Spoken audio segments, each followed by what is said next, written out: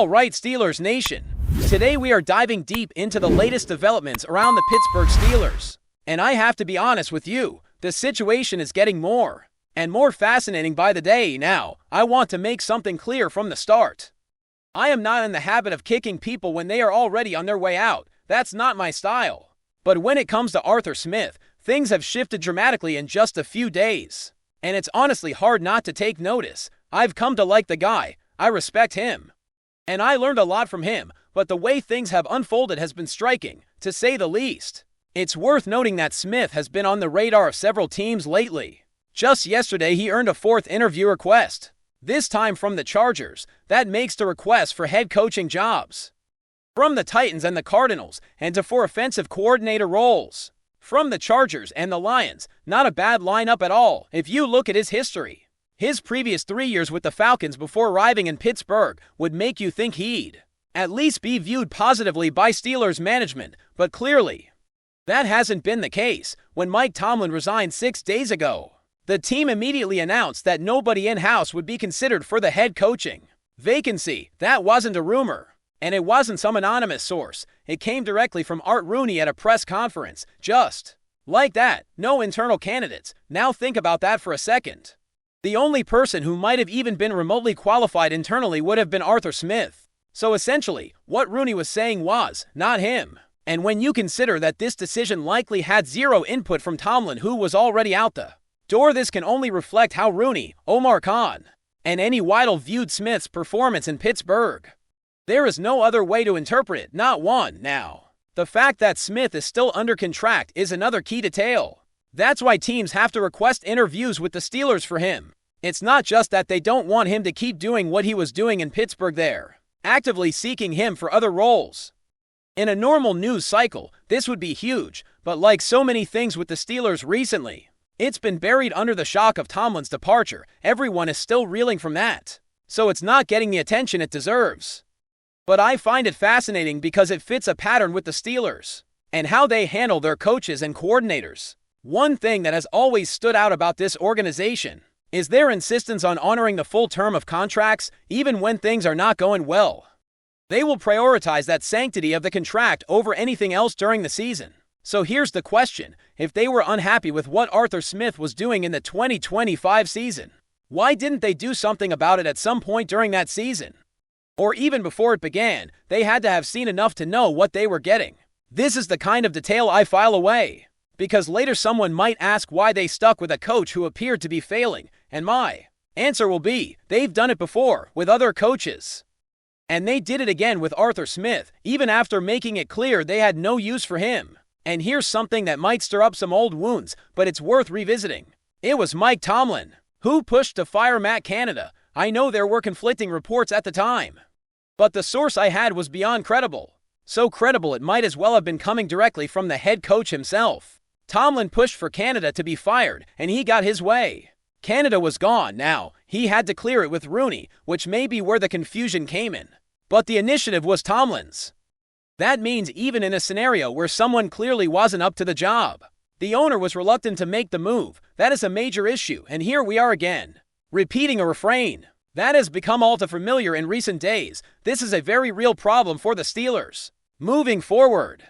And it will remain a problem as long as Art Rooney continues to run the franchise. He is 73 years old, and these patterns have been in place for a long time. When you listen closely to what he said 6 days ago on various topics, it's clear he is not in the mindset to use this moment as a reset, a major shakeup in how the team operates. It's not a fresh start for him. It's more like a continuation of the same old ways. So how does all of this tie into the ongoing head coaching search that has dominated Steelers headlines lately? Well, it has everything to do with it. I want to be inspired by the next hire, whoever it ends up being.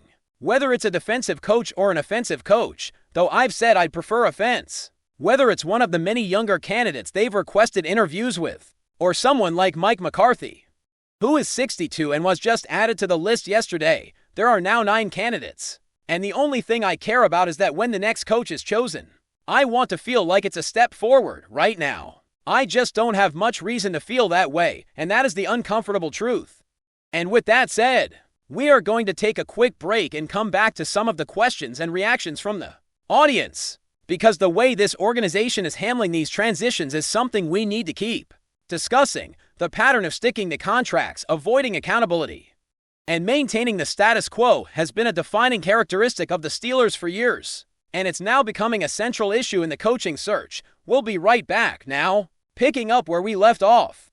The question that keeps coming up is this: why does the Steelers organization continue to move so slowly when it comes to making real changes? If you don't like what you're seeing, you don't just let it ride until the contract ends and hope for the best. That's not how successful businesses operate.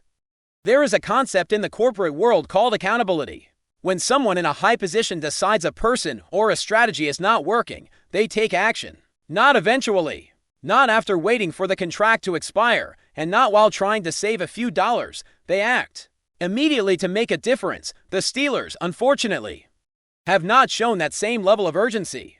And if you look at the way coordinators and assistant coaches have operated in Pittsburgh for years, it is honestly astonishing. There was a time when those positions could function without any real fear of accountability. People could underperform, make mistakes, or fail to adapt, and the organization would still protect them. I could share countless stories about what went on behind the scenes, but I've shared enough in the past to know that if I go down that path again, I'll be accused of kicking dirt on someone who's already leaving, so I'm going to stay away from those details. But trust me when I say the lack of accountability is not just a theory, it is a pattern that has been in place for a very long time, and ultimately, who is responsible for that? The person at the top. The guy in the big office, behind the big desk, on the 40th floor, Art Rooney. And it's not just about one decision or one coach. It's about a culture that has been built over decades, and it is now showing signs of strain. The league is changing, the game is changing, and the Steelers need to change with it. But it's hard to see that happening when the leadership continues to operate in the same way they always have. Now let's switch gears and talk about the part of the transcript where they move into the fan question segment. Frank's question is basically this: if Pat Freiermuth had gotten double or even triple the targets he received last season, where would the Steelers be right now? And that's a fair question. It seems like such a simple change could have altered the trajectory of the season. Could more targets for Pat have made a real difference? The answer is yes, it could have. If you look at Pat's 5 full seasons in Pittsburgh, the most targets he ever received was 98, which came in 2022. That was his best year in terms of production. He caught 63 passes for a career-high 732 yards, with a couple of touchdowns and 37 first downs. That season showed what he was capable of when he was truly utilized. And here's the thing, he has never been used less than he was this past season. Even in 2023, when he was limited to 12 games due to injury, his totals were higher than last year. Under Arthur Smith, Pat went from 78 targets to 54, and from 65 catches to 41. His touchdowns dropped from 7 to 4, and his first downs went from 32 to 21. The biggest drop was in yardage, from 653 yards to 486. That's a noticeable decline, and it begs the question, why was he used so sparingly? Was it a scheme issue? Was it a personnel decision? Was it a lack of trust? We might never know, because when it came up, Mike Tomlin wouldn't answer, Aaron Rodgers wouldn't answer either, and Arthur Smith would give some vague response like, "Yeah, we really like Pat." But that doesn't explain why his usage dropped so drastically. The real issue here is that when a coach's approach is questioned, you should be able to get an explanation. You should be able to understand the logic behind the decisions, but in Pittsburgh, that transparency has often been missing, and when you don't get answers, it fuels frustration and speculation. Fans are left to wonder if the team is really being managed properly, and if the coaches are truly maximizing the talent they have. Now, let's return to the bigger picture. The Steelers have had a long history of being slow to change, and the current situation is no different. We're now at a point where the head coach position is open, and the team is going through a major transition, but the way this transition is being handled doesn't exactly inspire confidence. There's a feeling that the organization is trying to maintain control and keep things within a familiar structure, even if that structure is outdated. That's not a good sign when the league is evolving so quickly. And here's the thing, it's not just about the next coach. It's about the whole system. If the next head coach comes in and has to operate within the same old constraints, with the same culture that avoids accountability and protects underperforming staff, then what's the point? You might get a new face, but the underlying problems will still be there. That's why this moment is so crucial. The Steelers have a chance to reset, to modernize, and to bring in a coach who can truly move the franchise forward. But that requires a willingness to change the way things have been done for decades. The reality is that if you want to see real progress, you need a leader who is willing to take risks, make tough decisions, and hold people accountable. You need a coach who is not afraid to challenge the status quo. And you need an ownership group that is willing to support that coach, even if it means disrupting the comfortable patterns that have been in place for so long. That's the only way the Steelers can compete at the highest level again. So as the coaching search continues, I will be watching closely. I will be looking for signs that the organization is ready to evolve. I will be looking for a candidate who brings energy, innovation, and a clear vision for the future. And I will be hoping that the next hire is not just a familiar name, but a true step forward, because the Steelers deserve that, the fans deserve that, and the franchise at this moment needs it more than ever. And with that, I want to thank Frank for the question, and for always engaging. It's conversations like these that keep us all connected and keep the discussion alive. We'll keep watching, keep analyzing, and keep pushing for the truth behind the decisions that shape this team. The Steelers are at a crossroads, and the next move will define the direction of the franchise for years to come. Now, I want to be clear again that I am not here to throw anyone under the bus. I respect the people who have worked hard for this organization, but I also think it is important to be honest about what we have seen. Because if we are going to talk about a new head coach and the future of the Steelers, we have to confront the realities of what got us here in the first place. We have to recognize the patterns, the decisions, and the philosophy that have shaped the team. And we have to ask whether the franchise is ready to make the kind of changes that are necessary to move forward. I appreciate hearing from you, Frank, and I always welcome your questions. But at the end of the day, the biggest question remains: will the Steelers take this opportunity to truly reset? Or will they simply continue down the same path, hoping that a new face will make a difference without addressing the deeper issues? That is what we will have to watch as this process unfolds. And that is what makes this moment so critical for the future of the team. But before we dive in, don't forget to subscribe to Steelers Nation Central and hit the like button on this video. Your support helps us keep bringing you the latest updates on the Pittsburgh Steelers. And don't forget to share your thoughts on the news in the comments below. Whispers around the league have grown louder that the Pittsburgh Steelers may be preparing one of the most unexpected moves of the offseason.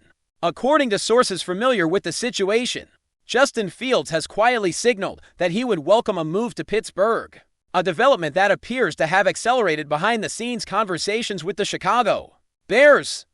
Nothing has been made official, but the tone around the talks suggests more than a casual check-in. What makes this rumor particularly intriguing is how quickly it gained traction. Once word spread that Fields would be open to wearing black and gold, Pittsburgh has long been linked to quarterback evaluations. But few expected the front office to pivot so aggressively toward a young, still developing passer with explosive upside. The belief inside league circles is that the Steelers see Fields not as a short-term gamble, but as a project they can stabilize within their system and culture.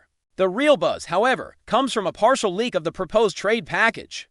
While exact terms remain fluid, chatter points to a deal centered on draft capital with layered conditions tied to playing time and future performance. There is also speculation that a depth player could be included to balance contracts, allowing both teams some financial flexibility. The Bears, for their part, are said to be weighing the long-term value of picks against the risk of watching Fields flourish elsewhere. From Pittsburgh's perspective, the move would signal a bold shift in philosophy.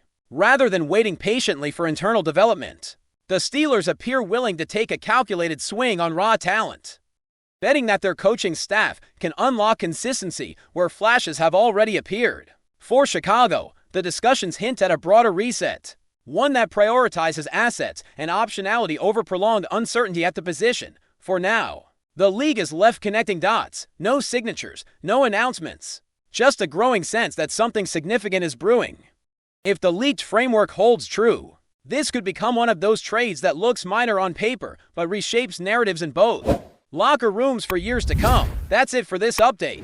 If you enjoyed the video and want to keep receiving exclusive news about the Pittsburgh Steelers, Make sure to subscribe to Steelers Nation Central and give this video a like. We always look forward to hearing your comments and opinions.